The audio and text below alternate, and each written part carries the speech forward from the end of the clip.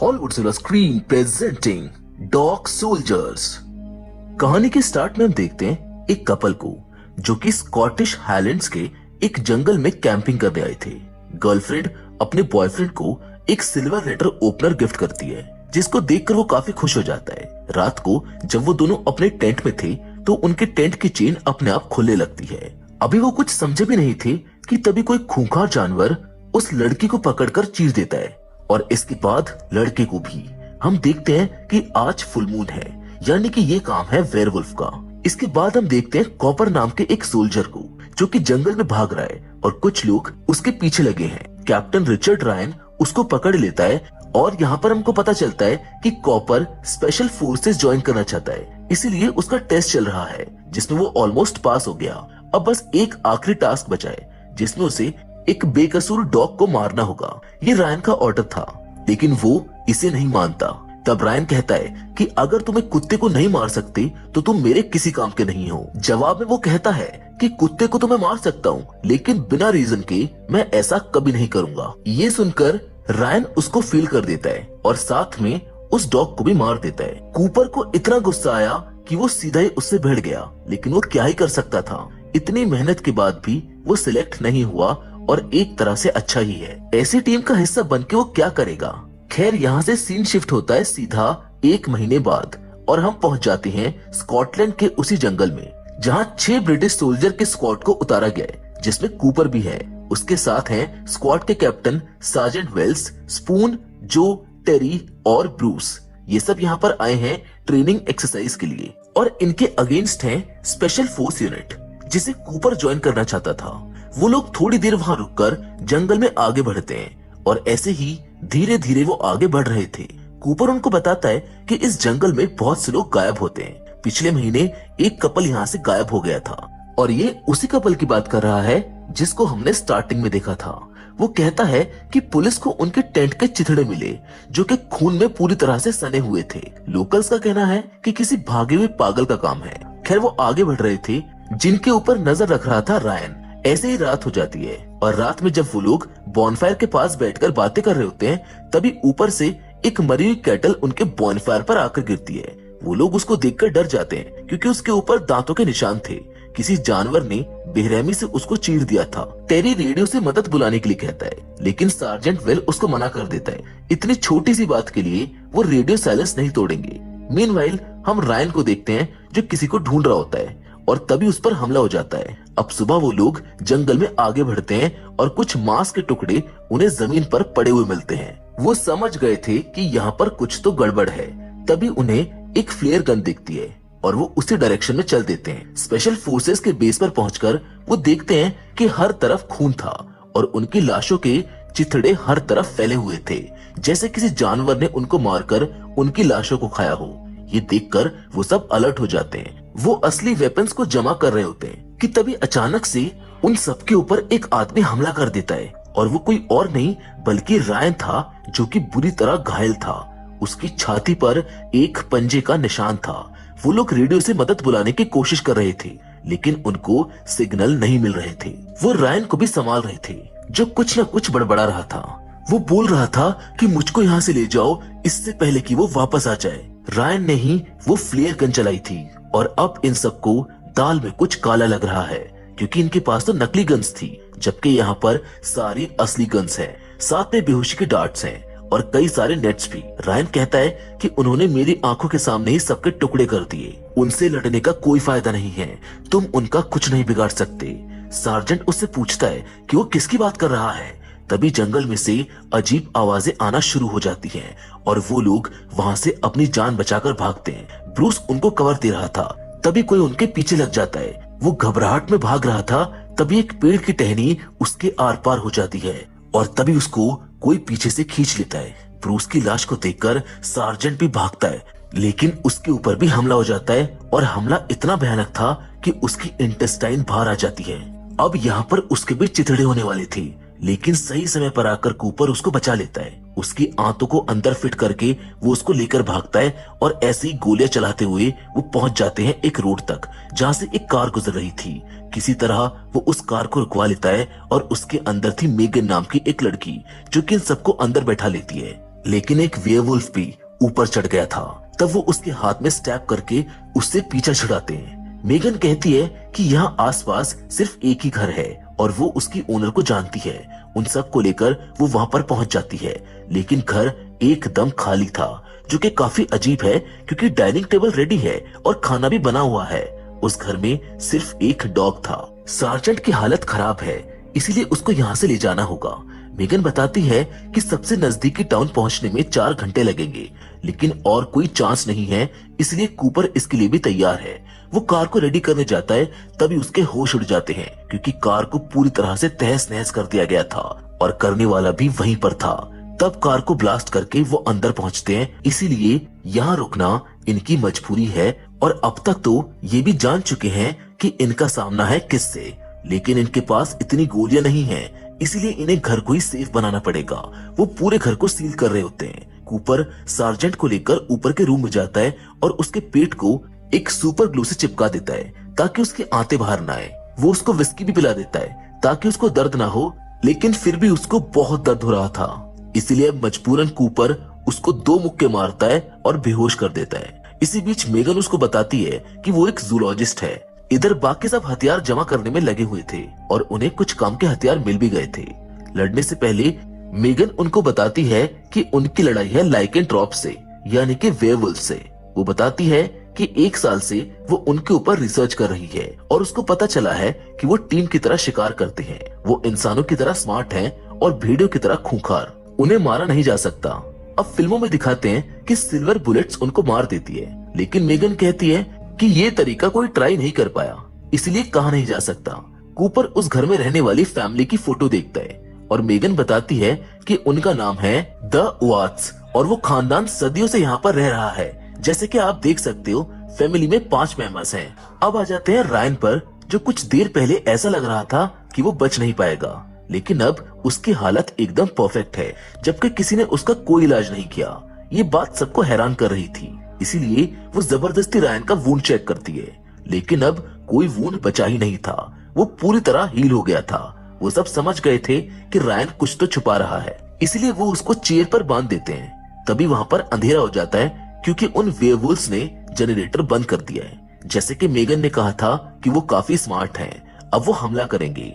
ये सब भी तैयार हैं। वेयरवुल्व्स अंदर आ रहे थे और ये उनको रोक रहे थे, लेकिन गोलियों का उनके ऊपर कोई भी असर नहीं हो रहा था। फिर भी ये सब बहादुरी से उनका सामना कर रहे थे। कूपर ने तो एक का हाथ भी काट दिया, लेकिन जल्दी उसको एहसास होता है कि सार्जेंट ऊपर अकेला है। ऊपर जाकर वो देखता है कि एक वेयरवुल्फ अंदर आ चुका था और इससे पहले कि कूपर कुछ करता, दूसरा उसको पकड़ लेता है। चिल्ला चिल्ला कर वो सार्जेंट को जगाता है, जिसके बाद वो खुद को फ्री करता है। यहाँ वो दोनों मिलकर उस भेड़िए को भूनकर नीचे गिरा देते हैं। नीचे जो भी हाई वोल्टेज एक्शन चल रहा था वो भी अचानक शांत हो जाता है। लेकिन ये तो तूफान से पहले का सन्नाटा है। वो सब रिलैक्स हो गए थे कि तभी एक भेड़िया टेरी को पकड़ कर ले जाता है। कूपर कहता है कि हम उसको वापस लेकर आएंगे, लेकिन रायन कहता है कि इसका कोई फायदा नहीं, वो कब का मर गया होगा। तब वो डिसाइड करते हैं कि उन्हें सुबह तक खुद को बचाना होगा, लेकिन उनके पास गोलियां बहुत कम हैं। यहाँ पर उनको ये भी पता चलता है कि मेगन और रायन एक दूसरे को पहले से जानते हैं, क्योंकि जब रायन पहली बार यहाँ पर आया था तब मेगन ने ही उसको गाइड किया था। खैर, अब वो सब होपलेस होते जा रहे थे क्योंकि उनके बचने के चांसेस ना के बराबर हैं। तब मेगन कहती है कि सामने बान में एक कार खड़ी है जिसमें बैठकर हम यहाँ से निकल सकते हैं। और ये बात सुनकर वो सब खुश हो गए थे क्योंकि उनको एक उम्मीद मिली थी। वो प्लान बनाते हैं कि स्पून वेवुल्व्स का ध्यान भटकाएगा और इतने में जो उस कार को लेकर आएगा। स्पून रस्सी के सहारे नीचे जाता है और प्लान के मुताबिक भेड़िया उसके पीछे लग जाता है। तभी जो बान में पहुंच जाता है और उधर स्पून भी वापस ऊपर आने में कामयाब हो जाता है, लेकिन उसके पीछे भेड़िए भी ऊपर आ रहे थे। तब मेगन कैमरे की फ्लैश उनकी आंख में मारकर उनको पीछे करती है और इतने में स्पून रस्सी को काट देता है। उधर जो ने कार को स्टार्ट कर लिया था, तभी वो देखता है कि सामने एक भेड़िया बैठकर टेरी को खा रहा है, जो जल्दी से कार को बाहर निकालकर घर तक ले जाता है। लेकिन वो कार को चेक करना भूल गया था। उस कार में भी एक भेड़िया था जो कि उसको भी मार डालता है। अब जैसे ही बाकी सब कार तक पहुंचते हैं, वो भेड़िया उन पर भी अटैक कर देता है, लेकिन मेगन उसको शूट करके सबको बचा लेती है और वो सब सही सलामत अंदर पहुंच जाते हैं। कूपर काफी ज्यादा गुस्से में आ चुका था क्योंकि उसके कई सारे साथी मारे गए थे। वो रायन से पूछता है कि आखिर हमको यहाँ पर क्यों भेजा गया। तब वो बताता है कि मैं सरकार के कहने पर यहाँ पर आया था। अपनी टीम के साथ वो आया था वेयरवुल्फ को पकड़ने के लिए, ताकि वो मिलिट्री के काम आ सके, उसे वो एक हथियार की तरह इस्तेमाल करते। लेकिन बाद में इनको पता चला कि वो एक नहीं बल्कि कई सारे हैं और उन्हें पकड़ पाना इनके बस की बात नहीं है। कुछ इस तरह इनकी पूरी टीम मारी गई, लेकिन कूपर अभी भी ये नहीं जान पाया है कि इन सब में उनका क्या रोल था। तब रायन कहता है कि तुम्हारा कोई रोल नहीं था, तुम सब सिर्फ बेट थे। उन्हें लाया गया था ताकि वेयरवुल्फ उनका शिकार करे और इसी का फायदा उठाकर रायन की टीम उनको पकड़ ले। लेकिन उनकी सारी कैलकुलेशंस गलत निकली, जिसकी कीमत वो अब तक चुका रहे हैं। और कूपर की टीम को इसलिए चुना गया क्योंकि उसने रायन का ऑर्डर नहीं माना था। ये सुनकर उन्हें काफी गुस्सा आता है, लेकिन वो रायन का कुछ बिगाड़ नहीं पाएंगे क्योंकि वो देखते हैं कि वो भी एक वेयरवुल्फ में बदल रहा है। यही रीजन है कि उसके घाव अपने आप भर रहे थे। पूरी तरह बदल जाने के बाद वो उन पर भी हमला करता है। तब कूपर उसके अंदर एक तलवार घुसा देता है, जिस वजह से वो भाग जाता है। अब जाकर वो समझ पाया था कि असल में वो फैमिली ही वेयरवुल्फ्स है, जो कि अपने घर में आने के लिए बेचैन है। यानी कि पहले वो 5 थे और अब रायन को मिलाकर 6 हो गए हैं। खैर जो भी हो, ये तो उनको मारकर ही दम लेंगे। वो पूरा घर छान मारते हैं ताकि उनको सिल्वर की कोई चीज मिल जाए, लेकिन अगर सिल्वर उनको मार सकता है तो वो उसको अपने घर में क्यों रखेंगे? ये रास्ता तो काम नहीं आने वाला। इसीलिए वो फैसला करते हैं कि वो उन सबको जला देंगे और यही बेस्ट मौका है, क्योंकि मेगन कहती है कि अभी वो उस बान में आराम कर रहे होंगे और उनको ये सब जल्दी करना होगा, क्योंकि आप जानते ही हो कि रायन की तरह जल्द ही सार्जेंट भी उनमें से एक बन जाएगा। बाहर खड़ी कार में वो एक गैस सिलेंडर रखकर कार का फ्यूल पाइप काट देते हैं और कूपर उसे बांध तक ले जाता है। तभी सार्जेंट आग लगा देता है और वो कार ब्लास्ट हो जाती है। कुछ इस तरह वहां से निकलने की आखिरी उम्मीद को भी इन्होंने तबाह कर दिया। अब मेगन उनको सॉरी कहती है क्योंकि उसने उनके साथ बहुत बड़ा धोखा किया था, क्योंकि उस बान में कोई वेयरवुल्फ नहीं था और जो भी कुछ मेगन ने उनको बताया था वो सब भी झूठ था। यहाँ कूपर समझ जाता है कि मेगन भी उस फैमिली का ही हिस्सा है और वो उस फैमिली फोटो में इसलिए नहीं है क्योंकि वो फोटो उसी ने ली है।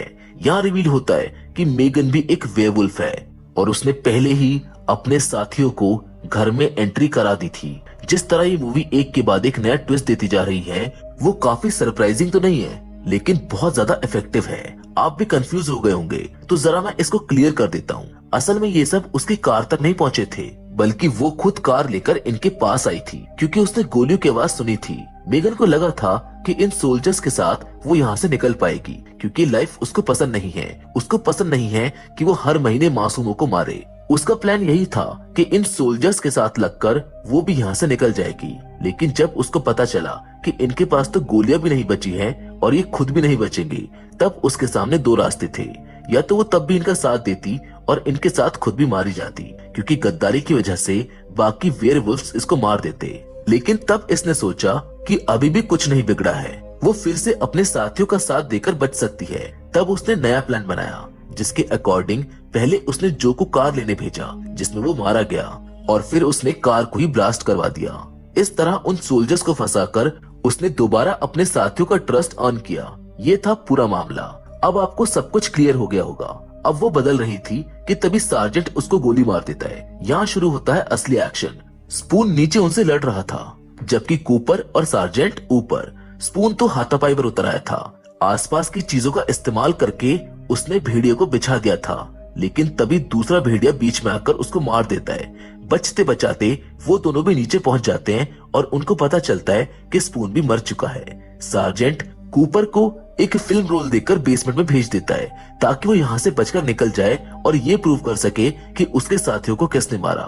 उस रोल में उन भेड़ियों की फोटोज हैं। अब सार्जेंट भी बदल रहा था, लेकिन बदलने से पहले वो गैस लाइन काट देता है और भेड़ियों के आते ही उनके साथ खुद को भी ब्लास्ट कर लेता है। कूपर देखता है कि नीचे कई सारी डेड बॉडीज लटकी हुई थी और साथ ही में वहाँ पर रायन भी था, जो उसके ऊपर अटैक कर देता है।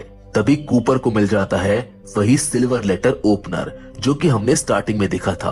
अब यहाँ एक और चीज क्लियर कर दूं कि आज तक पुलिस को एक भी बॉडी इसलिए नहीं मिली क्योंकि बॉडीज को ये अपने साथ ले आते थे और यहाँ पर लटका देते थे ताकि ये इनको लंबे समय तक खा सके।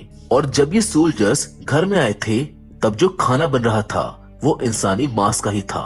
खैर कूपर उस सिल्वर का यूज करके रायन को स्टैप कर देता है और यहाँ पर प्रूव हो जाता है कि मूवीज में दिखाई गई बात सच थी, क्योंकि सिल्वर से इनको मारा जा सकता है। जिसके बाद सुबह होते ही कूपर उस डॉग के साथ वहां से निकल जाता है, जहाँ पर आगे हम देखते हैं कि उसने वो सारी फोटोज पब्लिक कर दी हैं। सब कुछ एक्सपोज हो चुका है, जिसके साथ ये फिल्म यहीं पर खत्म हो जाती है। हम उम्मीद करते हैं कि इस फिल्म के मोस्टली पॉइंट्स आपको समझ आ गए होंगे, क्योंकि फिलहाल तो आज के वीडियो में बस इतना ही। लेकिन अब फिर से जरूर मिलेंगे, और वो भी एक और नई इंटरेस्टिंग कहानी के साथ। पर हमेशा की तरह तब तक के लिए धन्यवाद।